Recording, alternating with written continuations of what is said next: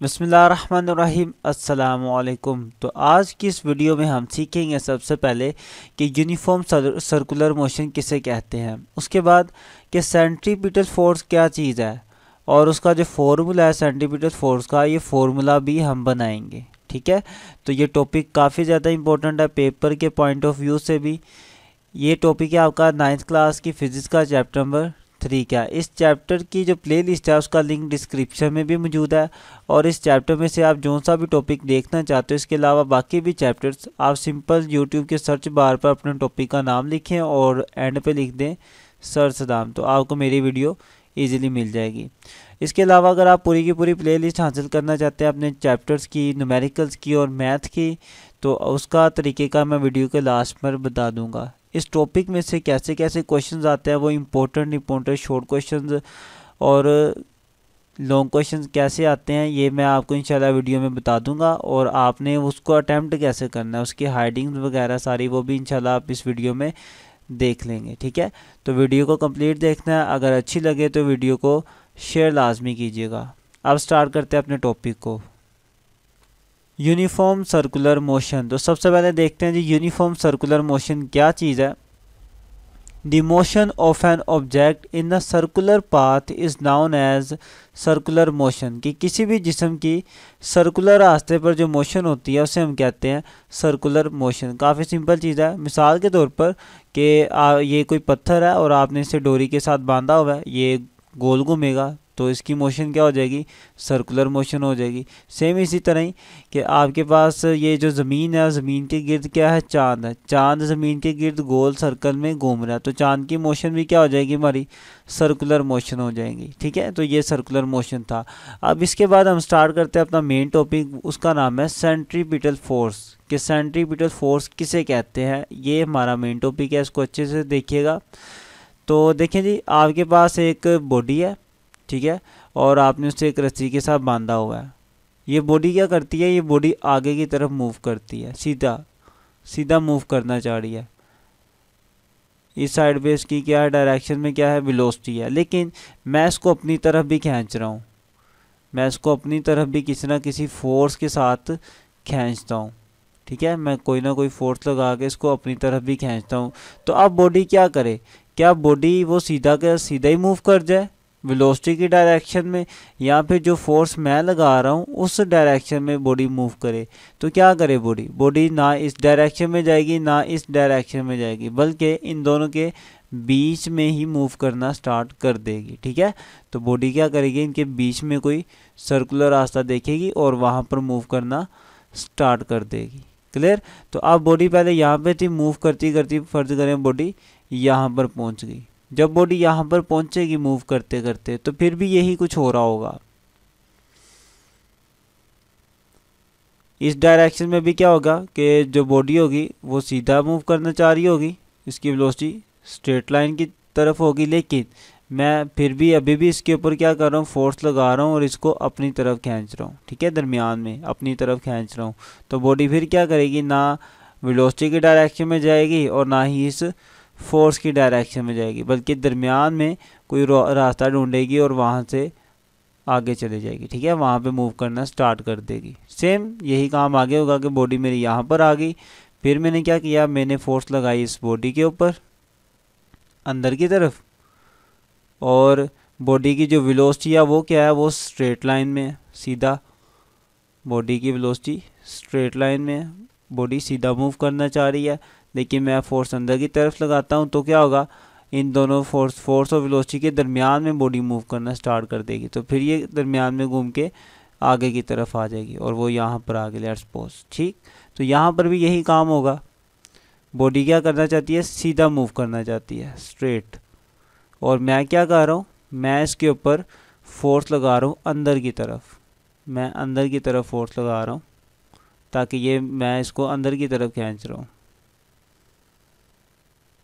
अब फिर बॉडी ना अंदर की तरफ आएगी ना वेलोसिटी की डायरेक्शन में जाएगी, बल्कि क्या करेगी, दरमियान वाले रास्ते से आगे चली जाएगी। तो इस तरीके से ये बॉडी क्या हो जाएगी, पूरे सर्कल में मूव करना स्टार्ट कर देगी। ठीक है, तो आप देख सकते हैं कि किस तरीके से बॉडी को मैंने मूव करवाया, मैंने अंदर की तरफ फोर्स लगाई। तो ये जो फोर्स मैं लगा रहा हूँ अंदर की तरफ, इसी फोर्स को हम कहते हैं सेंट्रीपिटल फोर्स। ठीक है, इसे FC के साथ लिखा जाता है। सेंट्रीपिटल फोर्स ये हो जाएगी, क्योंकि इस फोर्स की वजह से बॉडी क्या किया, बॉडी ने सर्कल के अंदर घूमना स्टार्ट किया।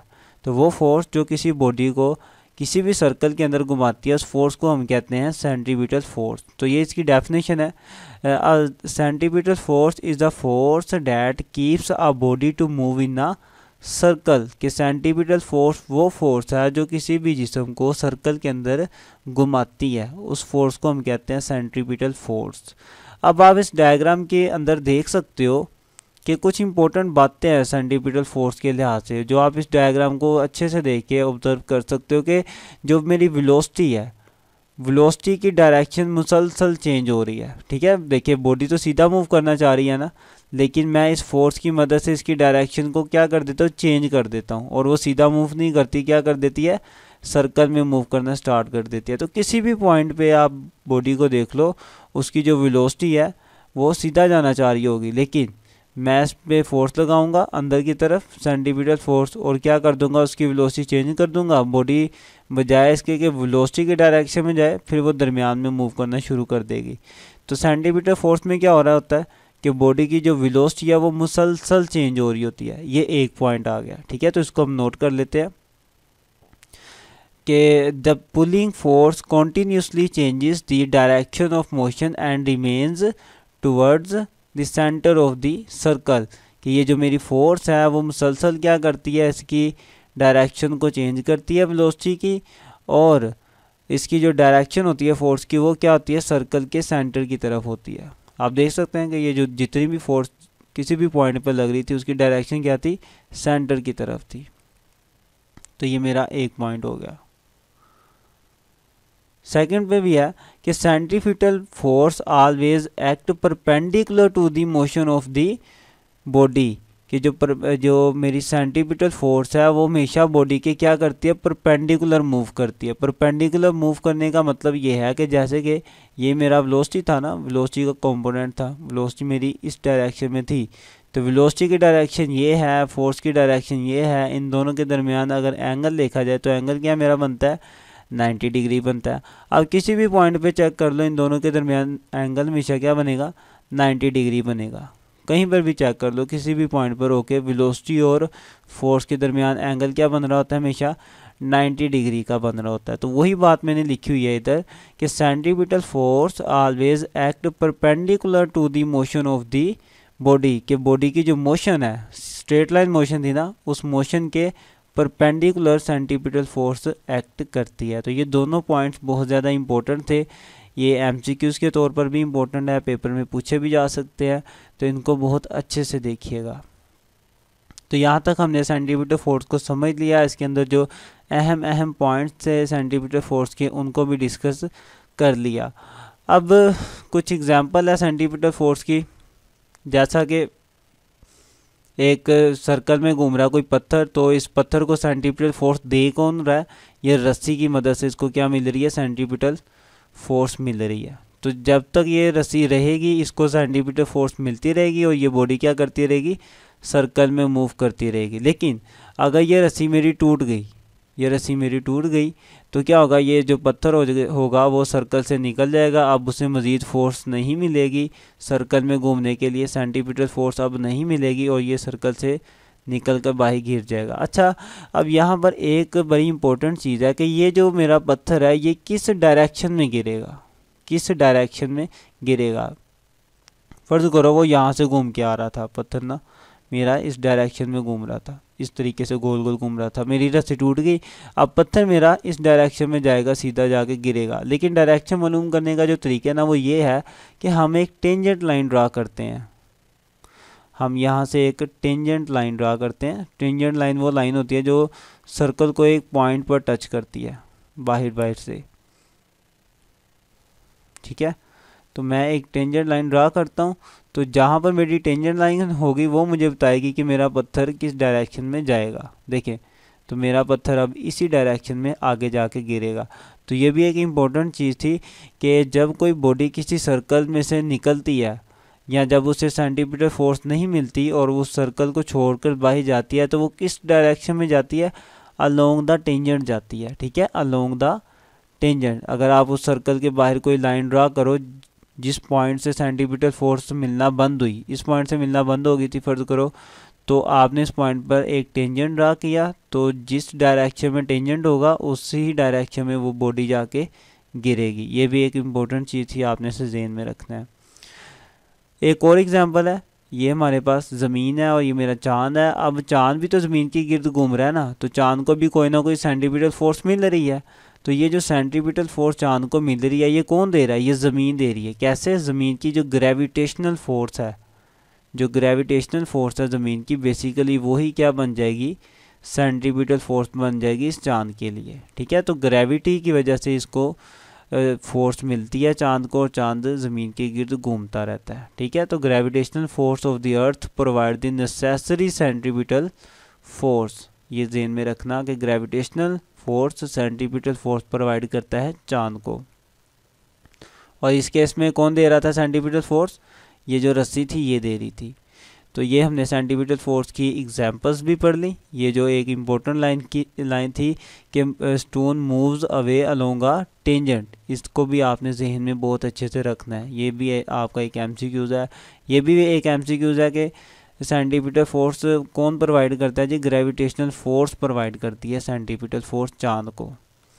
तो यहाँ तक हमने सेंटीपिटल फोर्स को अच्छे से पढ़ लिया। अब कुछ कैलकुलेशन करनी है हमने, वो करते हैं जी। फर्ज कर लें ये एक बॉडी है जो एक सर्कल में घूम रही है। इस बॉडी का जो मैस है उसे मैं कह देता हूँ m, और जिस सर्कल में ये घूम रही है उस सर्कल का जो रेडियस है उसे मैं कह देता हूँ r कह देता हूँ, ठीक है। तो अब ये बॉडी सर्कल में घूम रही है, तो बॉडी का जो एक्सेलरेशन होगा, इस बॉडी का जो एक्सेलरेशन होगा उसे मैं कहूँगा सेंट्रीपिटल एक्सेलरेशन। और वो निकालने का तरीका ये है, वो किसके इक्वल होता है? v² r के इक्वल होता है। जब कोई बॉडी किसी सर्कल में घूम रही हो तो उसका एक्सेलरेशन इसके इक्वल होता है v² r के। अब जैसा कि हमने न्यूटन का कानून पढ़ा हुआ है कि f किसके इक्वल होता है? f = ma के इक्वल होता है according to Newton second law. तो यहाँ पर जो फोर्स है उस फोर्स को हमें सेंटीपिटल फोर्स कहा हुआ है, तो इसलिए मैं f के साथ क्या लिख देता हूँ? c लिख देता हूँ। और जो एक्सेलरेशन है उसको हमने सेंट्रीपिटल एक्सेलरेशन कहा हुआ है, तो इसलिए मैं एक्सेलरेशन के साथ भी c लिख देता हूँ, ठीक है। तो इस c का मतलब क्या है? ये सेंट्रीपिटल फोर्स है, और इस c का मतलब क्या है? ये सेंट्रीपिटल एक्सेलरेशन है। अब ये जो सेंटीपिटल एक्सेलरेशन है इसकी वैल्यू मैं ऊपर से लिख देता हूँ। तो मेरा Fc = m as it is. Acceleration की वैल्यू ये मेरे पास है, मैं इसी वैल्यू को यहाँ पे पुट करूँगा, ठीक है। तो एक्सेलरेशन की जगह आएगा मेरा v² r। अब मैथ अंदर जाके मल्टीप्लाई हो जाएगा, तो मेरे पास आ जाएगा Fc = मैथ v से मल्टीप्लाई होगा तो m v² r। इस तरीके से मैं अपनी सेंटीपिटल फोर्स को फाइंड आउट कर सकता हूँ, ठीक है। तो अब कोई भी बॉडी अगर किसी सर्कल में घूम रही हो तो आप इस फॉर्मूले को इस्तेमाल करके ये फाइंड आउट कर सकते हो कि उसको कितनी सेंटीपिटल फोर्स मिल रही है। आपको क्या चाहिए? आपको ये चाहिए कि उस बॉडी का मास कितना है, वो कितनी वेलोसिटी से घूम रही है, और जिस सर्कल में घूम रही है उस सर्कल का रेडियस कितना है। ये तीनों वैल्यूज पुट करेंगे तो मेरे पास वो सेंटीपिटल फोर्स आ जाएगी जो उसको चाहिए होगी घूमने के लिए। अब यहाँ से कुछ ना इम्पोर्टेंट एमसीक्यूज है जो पेपर में पूछे जाते हैं। वो कुछ इस तरीके से है कि एक बॉडी है, अगर मैं उसका मास क्या कर दूँ? पहले से डबल कर दूँ। उसका मास मैं पहले से डबल कर दूँ तो उसकी सेंटीपिटल फोर्स कितनी ज़्यादा होगी? तो सेम यही फॉर्मूला यूज़ करके चेक करते हैं कितनी ज़्यादा होगी। फॉर्मूला है मेरे पास Fg = m v² r। अब मैस क्या होगा? डबल हो गया, तो मैं मैस की जगह अब 2m लिखूँगा। m की जगह क्या लिखूँगा? 2m। आ गया मेरा v² r। अब 2 को मैं बाहर लिख लेता हूँ, तो अंदर मेरे पास क्या रह जाएगा? m v² r। तो देखें कि जब मैंने मैस को डबल किया तो मेरे पास सेंटीपिटल फोर्स भी क्या होगी? पहले से 2 गुना ज़्यादा होगी, डबल होगी। तो ये एमसीक्यूज़ पेपर में आता है कि मैस को डबल करने से फोर्स कितनी ज़्यादा होगी। तो ये वैल्यू चेंज भी हो सकती है। मे भी वो इस तरह पूछे कि मैं मैस को 3 गुना कर देता हूँ, तो जब मैस 3 गुना होगा तो m की जगह फिर मैं 3m लिखूँगा, तो 3 बाहर आ जाएगा, तो फोर्स भी कितनी इंक्रीज़ होगी? 3 टाइम्स इंक्रीज़ हो जाएगी। तो इस तरह वैल्यूज़ चेंज हो सकती है, लेकिन आपको जो मेथड है, जो कॉन्सेप्ट है वो आपको क्लियर होना चाहिए कि एक्चुअली में हो क्या रहा है। अब एक और तरीके से भी पूछा जाता है कि अगर मैं किसी बॉडी की वेलोसिटी को ज़्यादा कर दूँ, वेलोसिटी को पहले से फ़र्ज़ कर लो जी मैं 2 गुना या 3 गुना कर देता हूँ वेलोसिटी को। कोई बॉडी सर्कल में घूम रही है, उसकी वेलोसिटी मैंने क्या कर दी, 3 गुना ज़्यादा कर दी। तो अब मैं इस फॉर्मूले में वेलोसिटी की जगह 3 भी लिखूँगा, F is equal to M V square over R. ये फॉर्मूला है हमारा सेंटीमीटर फोर्स का। तो F C is equal to mass as it is, velocity क्या हो गई है, पहले से 3 गुना हो गई है। तो वेलोसिटी की जगह मैं लिखूँगा 3v डिवाइडेड बाय आर, ऊपर क्या है स्केयर है। तो F C is equal to, अब मैथ तो ऐसे ही रहेगा मेरा, 3 का स्केयर क्या होता है 9 और v का स्केयर क्या होता है v स्केयर होता है डिवाइडेड बाय आर। अब ये जो 9 है इसको मैं कॉमन ले लेता हूँ, बाहर मतलब लिख लेता हूँ, ठीक है। तो 9 को मैं बाहर लिख लेता हूँ, अंदर क्या रह जाएगा मेरा M V square over R रह जाएगा।